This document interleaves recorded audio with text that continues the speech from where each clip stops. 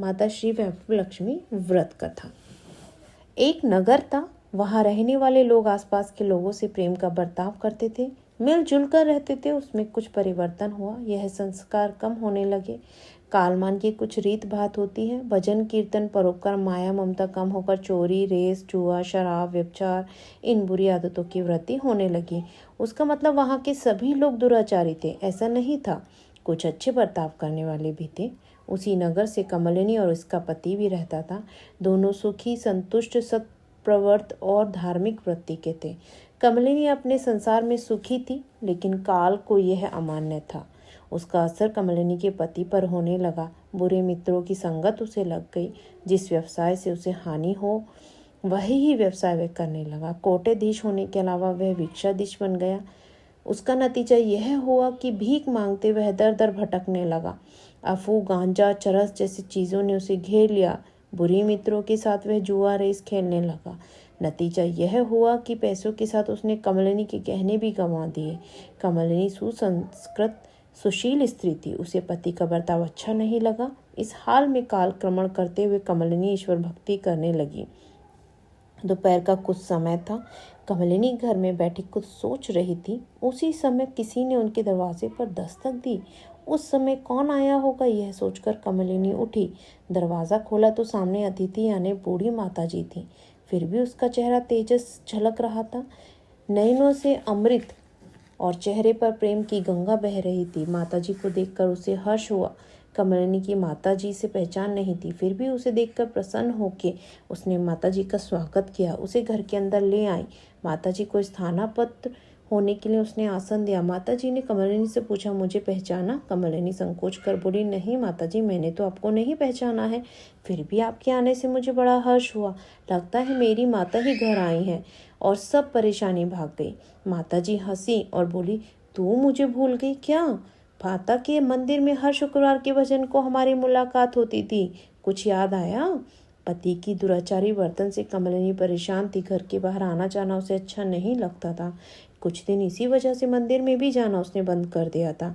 माताजी ने यदि कुछ कहा हो, फिर भी कमलिनी को उसका स्मरण नहीं रहा हो। कमलिनी की संभ्रमित मुद्रा देखकर माताजी बोली, लक्ष्मी जी के मंदिर में आप अच्छा भजन करती थी, बहुत दिनों से मुझे दिखाई नहीं दी, इसलिए ढूंढते ढूंढते मैं यहाँ तक आ गई। मुझे तो लगा कि तुझे कुछ बुखार आया होगा। माताजी की पूछताछ से कमलिनी का दिल भर आया। इसकी आंखों से गंगा जमुना बहने लगी। माताजी कमलिनी के पास गई, उसकी पीठ पर हाथ रखकर वह बोली, यह धूप छांव का खेल है बेटी। दुख के बाद सुख और सुख के बाद दुख, यह कालचक्र का नियम है, हारना नहीं। मुझे बता, दवा में बताऊंगी।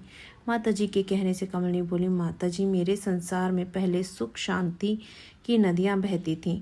पति सुशील और सुस्वभावी थे, भगवत भक्ति में सुखी समाधानी और धनिक थे, किंतु अचानक किस्मत हमसे रूठ गई। पति बुरा बर्ताव करने लगे, हमारा सर्वनाश हुआ, हम भिखारी बन गए।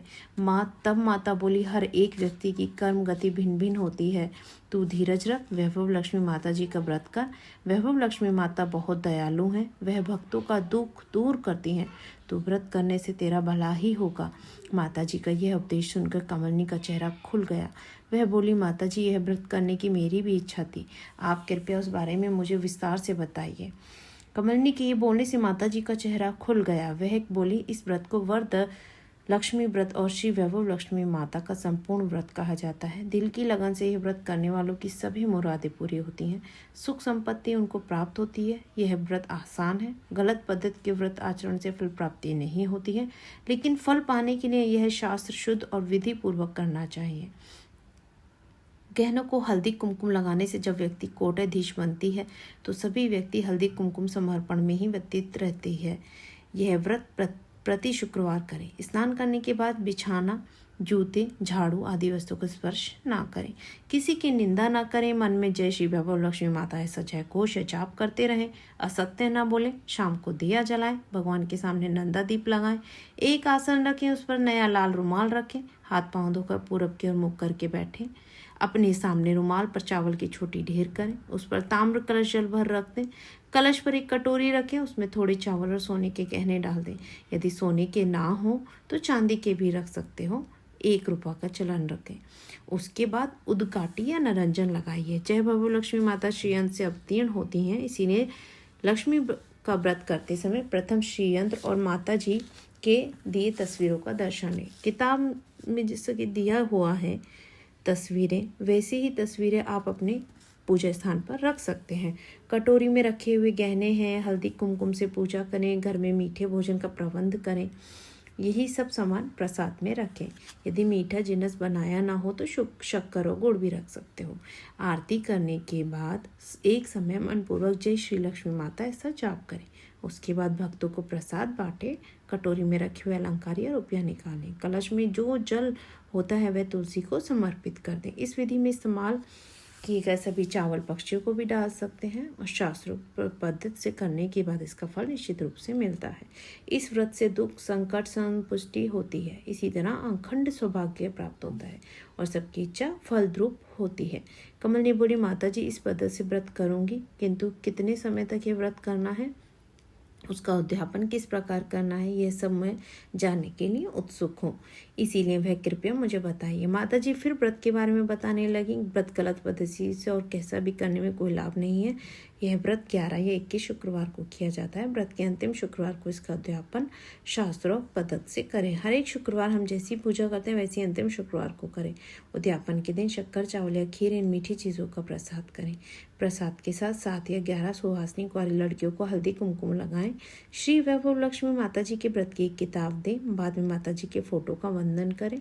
लक्ष्मी माता जी, मैं आपका व्रत मनपूर्वक कर रही हूँ, आप हम सभी का कल्याण करें, हमारी इच्छाएं फलद्रूप हों, दरिद्रियों को संपत्ति तथा निपुत्रिकों को पुत्र लाभ हो, हमारे सौभाग्य का रक्षण करें, कुंवारियों की इच्छा पूर्ति करें। यह व्रत करने वालों को संतुष्ट और समाधानी रखें, ऐसी माता जी की प्रार्थना करें।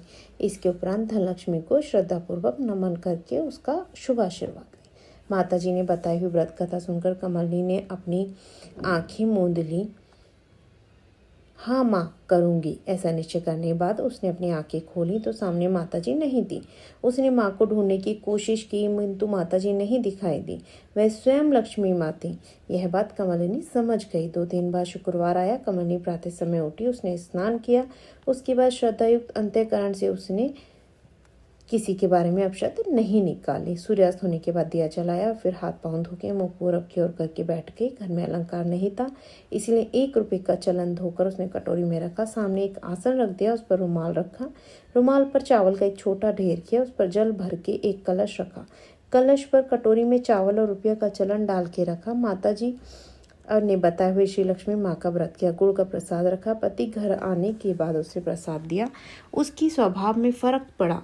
उस दिन के बाद कमलिनी की पिटाई बंद की। वह पहले जैसा प्यार की बातें करने लगा। कमलिनी हर्षित हुई। श्रद्धा और शुद्ध भक्ति भाव से कमलिनी ने लक्ष्मी माता जी का व्रत 21 शुक्रवार तक किया। अंतिम शुक्रवार को उसका उद्यापन किया। इस दिन प्रसाद के साथ 7 सुवासिनी को माता जी के व्रत की किताब नजराना दी। इसके बाद धनलक्ष्मी स्वरूप माता जी की तस्वीरों का वंदन किया।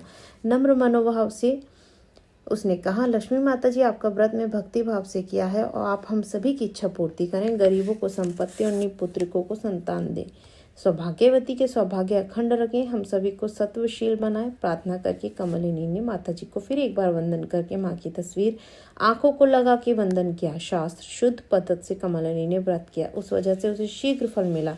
उसके पति के वर्तन में बदल होने लगा। मित्रों की संगत उसने छोड़ी। उसकी रहन सहन, वाचा आदि में फर्क पड़ा। वह सुधर गया। फिर पहले जैसा कामकाज करने लगा। उसकी अपेक्षा से ज्यादा पैसा उसे मिलने लगा।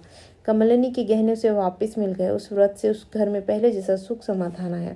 कमलिनी फिर से अमीर बन गई। नजदीक रहने वाले और औरतें ये चमत्कार देख रही थीं। उन्हें भी यह व्रत करने की इच्छा हुई। उन्होंने कमलिनी को पूछा। कमलिनी ने उनको व्रत बताया। उस समय उन्होंने भी यह व्रत की शुरुआत की। लक्ष्मी माता जी कमलिनी की तरह हम सभी को व्रत का लाभ देने की कृपा करें। इस तरह हम सभी को श्री वैभव लक्ष्मी माता व्रत कथा से लाभ प्राप्त होगा। आप सभी भी इसे करें और इस प्रथा को आगे बढ़ाएं।